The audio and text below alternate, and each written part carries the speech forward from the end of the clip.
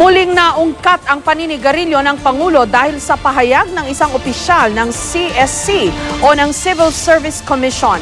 Bawal kasing manigarilyo ang mga empleyado at opisyal sa mga opisina ng gobyerno maliban sa mga itinalagang smoking area. Paglilinaw ng Malacanang, sumusunod sa batas ang Pangulo.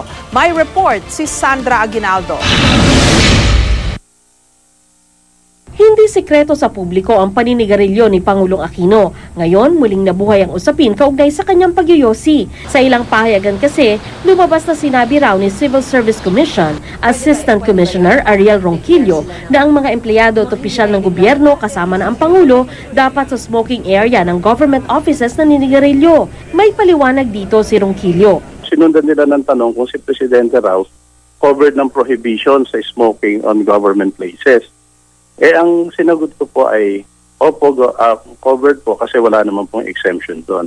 Kaya lang, dahil nga po siya ay impeachable, hindi po siya pwedeng maparusahan. I never said that smoking is a ground for impeachment. Sa Memorandum Circular No. 17 ng Civil Service Commission noong 2009, nakasaad na dapat 100% smoke-free at bawal manigarilyo sa lahat ng opisina ng gobyerno maliban lang sa mga open spaces na itinalagang smoking area. Dapat din ang smoking area ay may layong 10 meters o higit pa mula sa mga entrance at exit na dinadaanan o pinagtitipunan ng mga tao. Hindi dapat lalagpas sa 10 square meters ang laki ng smoking area. Dapat isa lang ang smoking area ng bawat government building at dapat may no smoking sign ito.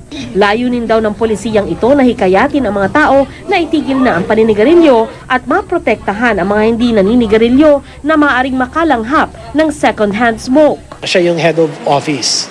Siya yung magdadesignate kung saan yung lugar niya na pwede siyang manigarilyo. And I'm sure that we must give it to him yung wisdom of knowing where he can smoke.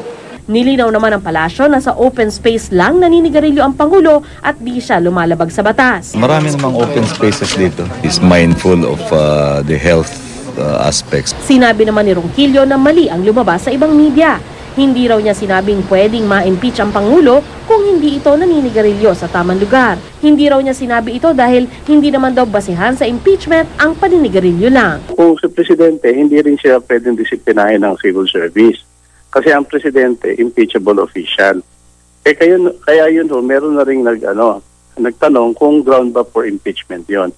Sabi ko hindi. Pagka nahulihan ka nga nagsisigarilyo in a non-smoking area, ang kaparusahan lang 500 pesos, 500 to 1,000 pesos lang nag-uumpisa doon. So how can that even be considered as an impeachable offense? Sandra Aguinaldo, GMA News.